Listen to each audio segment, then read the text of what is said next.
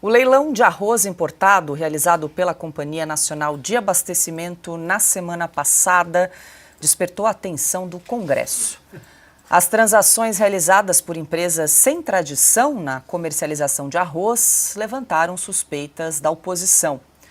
O deputado Luciano Zucco, do PL, iniciou a coleta de assinaturas para a criação de uma CPI para investigar a compra de 263 mil toneladas de arroz pelo governo Lula. Zucco afirma que há indícios de possível fraude com o uso de empresas de fachada. Arremataram o leilão uma fabricante de sorvetes, uma mercearia de bairro especializada em queijo e uma locadora de veículos.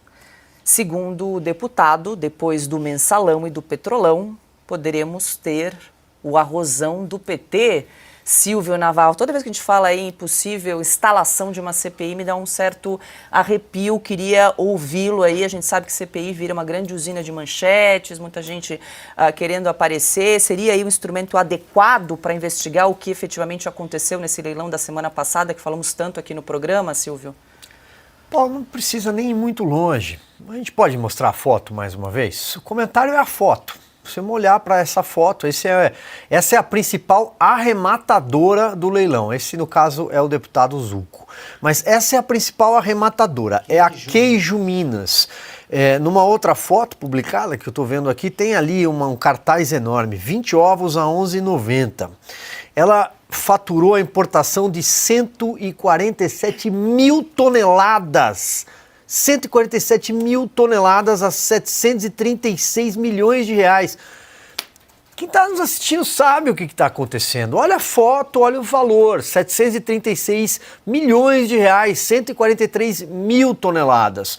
A outra é uma sorveteria. Gente, começar, o Brasil não precisa importar arroz de ninguém. Não precisa. Inclusive porque a desculpa é a tragédia, a catástrofe gaúcha. Só que a colheita já havia sido feita antes da tragédia, ainda bem, graças a Deus. O arroz já tinha sido recolhido. Portanto, é mentira dizer que vai faltar arroz. Não vai faltar arroz.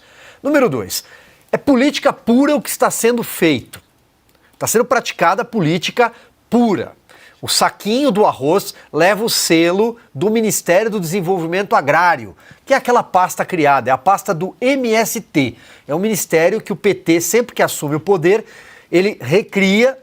Agora está lá o Paulo Teixeira para atender os interesses do MST, cuidar do INCRA e cuidar, agora neste governo, também da Conab, que é chefiada pelo seu Edgar Preto, que nós já contamos a história aqui, filho do Adão Preto, ex-deputado, fundador do MST gaúcho, ligado ao MST, que só está lá porque perdeu a eleição para o governo do Rio Grande do Sul. Bateu na trave, o Eduardo Leite acabou superando ele por poucos votos e foi para o segundo turno contra o Onyx Lorenzoni.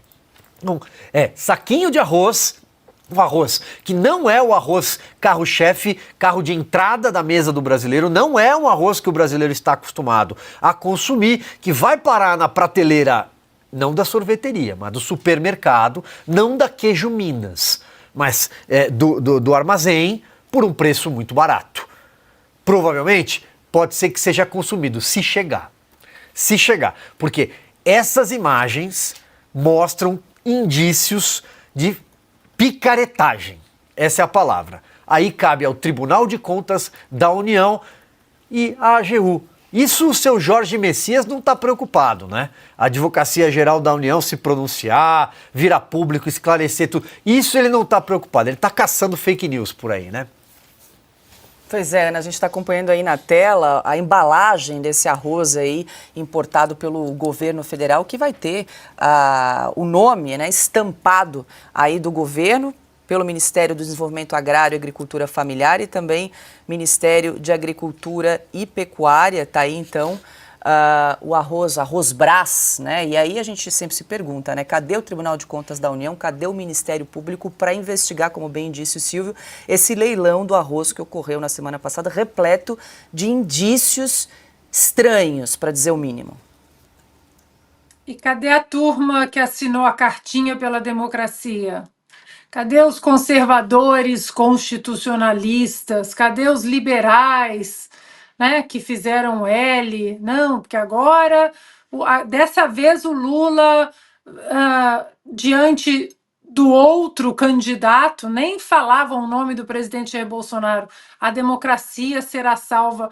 Então, Paula, o Tribunal de Contas, né, o Ministério Público, isso tudo a gente sempre olha, né, com uma certa desconfiança, porque tudo isso faz parte do sistema. Agora, não dá para a gente esquecer das pessoas que disseram que o Lula 3.0, depois de tudo que a Lava Jato mostrou nos últimos anos, tudo. A Lava Jato mostrou as vísceras dos esquemas corruptos do PT e do senhor Luiz Inácio Lula da Silva para o mundo. Nós hoje somos medalha de ouro no maior esquema de corrupção de qualquer democracia no mundo. Então, em 2022, não dava para assinar cartinha pela democracia e dizer, não, mas agora vai. Dessa vez vai ser diferente, porque a eleição não era entre o atual, né, o então presidente Jair Bolsonaro, e um terceiro candidato, a tal terceira via, que, né, mesmo as terceiras vias nem eram terceiras vias, mas vamos supor que uma pessoa nova, com uma proposta diferente, não, nós vamos votar na proposta diferente, porque nós queremos dar um outro caminho para o Brasil. É válido, é parte da democracia. Mas esses mesmos conservadores, defensores da liberdade, da democracia, da Constituição, das leis, da ordem, eles disseram que o Lula seria melhor, o Lula que todos nós conhecemos há muitos anos. Mensalão, petrolão, covidão. Agora vem o arrozão, ou arrozgate, né? Como queiram, porque aqui vai chegar o arrozgate. Então, Paula, onde estão essas pessoas? Agora, é impressionante, você passa os olhos aqui nessas empresas, as empresas que têm capital entre 80, 90, 100 mil reais e compraram 300, 400 milhões de arroz, 700 milhões, como o Silvio disse. E aí você pensa, será que eles pensaram, ninguém vai checar isso? Porque não é possível isso não levantar suspeita de fraudes ou indícios fortíssimos de irregularidades graves. Será que eles pensaram ninguém vai checar? Ou se é a mais absoluta certeza da impunidade, com o judiciário tão aparelhado? Augusto. É também o fato de que ele sofre 999 em cada mil, estou fazendo um cálculo otimista. Petistas sofrem da mesma doença, Ana, do Sérgio, que tem o Sérgio Cabral. Ele contou, pelo menos ele confessou assim, eu sou viciado em roubar. É vício. Tem duas coisas, passou a chance na frente, eles entram. O PT entra. O Lula, meu Deus, o Lula vai por acaso repreender alguém por furto? Não dá. Não dá, o sujeito vai reagir com uma gargalhada. Lá ninguém pode chamar a atenção de ninguém. O PT, durante 10 anos, é que se fantasiou aí eles tinham o monopólio da virtude. Né? Todos eles se juntavam num centro de virgens. Todo o diretório era um centro de virgens do PT, até que se descobriu um tremendo bordel que eles tinham em Brasília, com sucursais pelo Brasil inteiro. Eles roubaram até no lixo. Começaram a roubar nas prefeituras com lixo. E aí foram em frente e produziram o maior escândalo de corrupção da história, que foi o Petrolão. Então imagine, isso para eles é troco. Isso aí.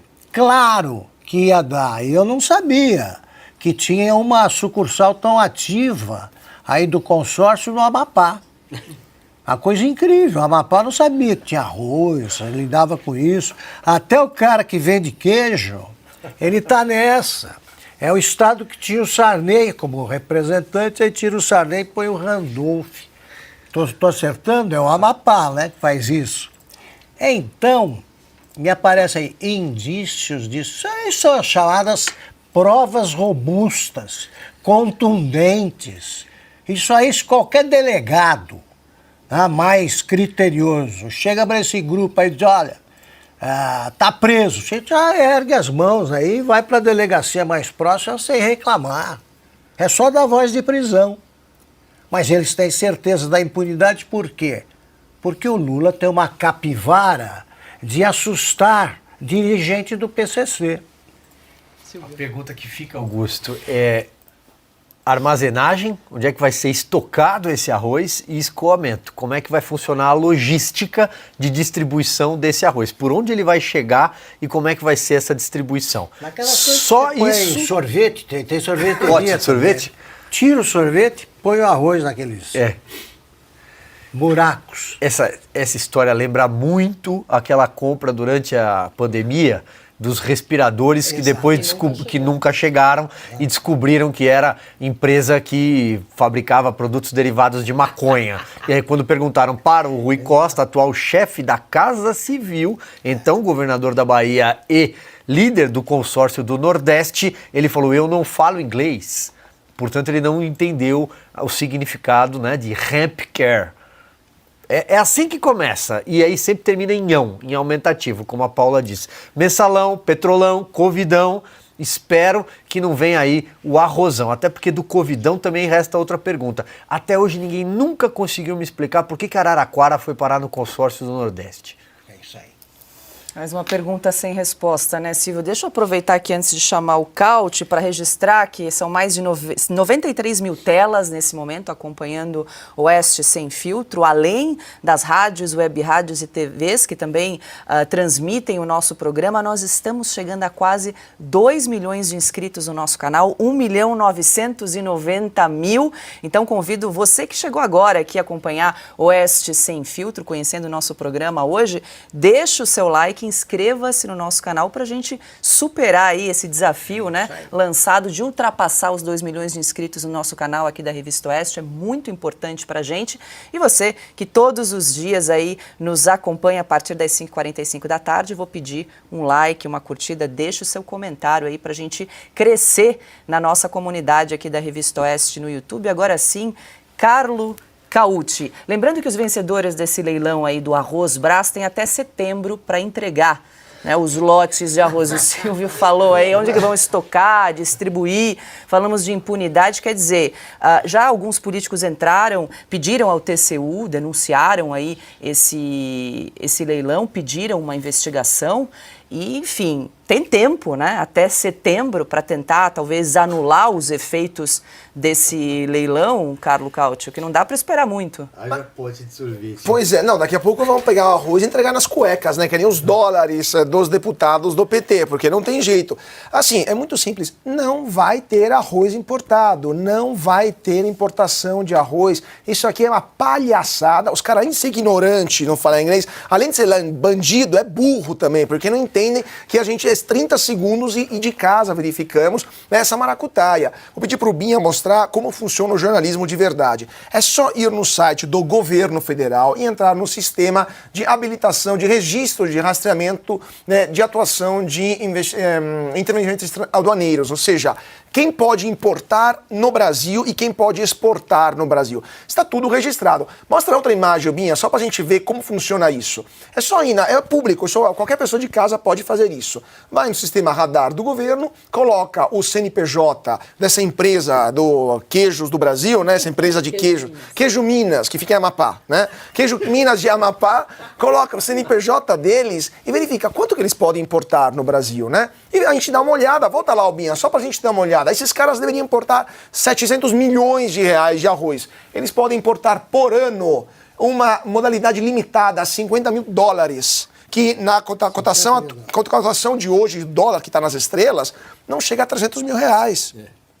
Ou seja, essa empresa que foi deferida em junho desse ano, em maio desse ano, aliás, ela conseguiu obter essa autorização, ela vai poder importar ao longo de 24 inteiro 50 mil dólares. Esse arroz vai chegar como? Com catapulta até Amapá e depois eles levam para cá? Ela não pode, é proibido, o governo não permite.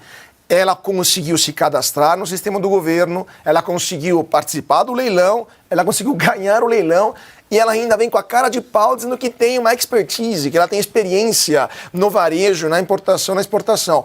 Isso é bandidagem, ou na melhor das hipóteses, é uma palhaçada, porque não é, assim, mesmo querendo, eles não vão poder importar esse arroz. Esse arroz não existe. Esse arroz não existe e não vai chegar até o Brasil. Essa e outras também. Tem algumas que tem um pouco mais, algumas que tem um pouco menos. Mas essa é o epicentro do escândalo. Mas não precisa de CPI, é a polícia, pô. É um caso de polícia. Manda a Polícia Federal fazer uma operação lá, dura 3 dias e prende todo mundo. E só para acrescentar, já que o Cauti trouxe aí a razão social da Queijo Minas, que fica no Amapá, ela está registrada no nome de Wesley de Souza, e aqui tem uma apuração do Portal 360 que diz que esse empresário já foi citado numa investigação sobre crimes licitatórios e também desvio de verbas públicas contra o deputado Roberto Góes, que na época foi prefeito de Macapá entre 2009 e 2012. Então tem mais esse agravante aí do nome do empresário, né, que está registrada a empresa Queijo Minas, tem esse antecedente, esse histórico aí, trazido pelo site Poder 360. É uma coisa gravíssima, eles não ouvem os produtores, eles não consultam os produtores do Rio Grande do Sul e dizem como é que está a situação do arroz antes de tomar qualquer medida. Agora, com o Paulo Pimenta Montanha lá, o que pode sair do governo? Só umas ideias desse tipo aí, né? Plano criminoso. Deixa eu aproveitar. Oi, que... Ana, diga. Não, pegando só essa deixa do Augusto, parece até que é uma guerra declarada ao tal agrofascista, né, que o Lula sempre falou, porque não faz o menor sentido. Já foi comprovado, a colheita foi feita, né, essa safra, essa colheita foi salva, né, ainda bem que isso aconteceu antes da tragédia. E outra coisa que eu estava lendo também e que saiu, né, do debate, não pode nem falar porque qualquer coisa é desinformação. Que tipo de arroz está vindo ao Brasil? Que tipo de agrotóxico foi usado? Como esse arroz foi plantado, foi colhido? Simplesmente derrubam essa informação, né, colocam essa informação, para falar um jargão aí, um ditado popular, goela abaixo do povo, e ai de vocês questionarem. Se questionarem é desinformação. Aí vocês fazem parte do tal algoritmo do ódio. Como é que foi que disseram hoje? Desinformação sobre políticas públicas, né? Que estavam pedindo, né? Mais um centro aí para combater as fake news por causa de desinformação sobre política pública. Se nós não podemos questionar, seja o arroz, seja a vacina, seja exatamente essas licitações, esses fortíssimos indícios de fraudes e irregularidades, nós vamos questionar o quê? Seremos todos cordeirinhos? Sim, senhor. Sim, senhora, senhora ministra. Sim, senhor presidente. Que isso? Né? Nós vamos questionar. O negócio do inglês que o Silvio estava falando, as vacinas contra a dengue, elas não foram importadas do Japão porque ficaram meses sem que alguém traduzisse a bula da vacina para o português. Ninguém nesse governo parece falar inglês. Chamem a Dilma, grande professora de inglês de vocês. Dá ideia, Ana. Diga, Cauti. Nossa, a Ana falou justamente uma coisa muito interessante. E agora que a AGU quer se tornar a censuradora geral da União, uma informação como essa vai ser censurada? A gente vai poder dizer que essas empresas não podem importar arroz? Vamos poder dizer que essa importação não vai acontecer? Ou seremos também taxados de divulgar informações falsas, mesmo que essas informações são do próprio governo federal? O Paulo Pimenta vai incluir também outro despacho da infâmia, proibindo de dizer que essas empresas não poderão importar arroz? É isso que vai acontecer em novembro, aliás, nas eleições. É isso que a gente está preocupado, porque essas... Não vai, que a gente não vai deixar, mas é isso que eles estão querendo fazer, omitir, proibir que a gente faça bom jornalismo, que denuncie que um boteco do Amapá quer importar arroz para tirar a fome do Brasil, o que não é só ridículo, é criminoso.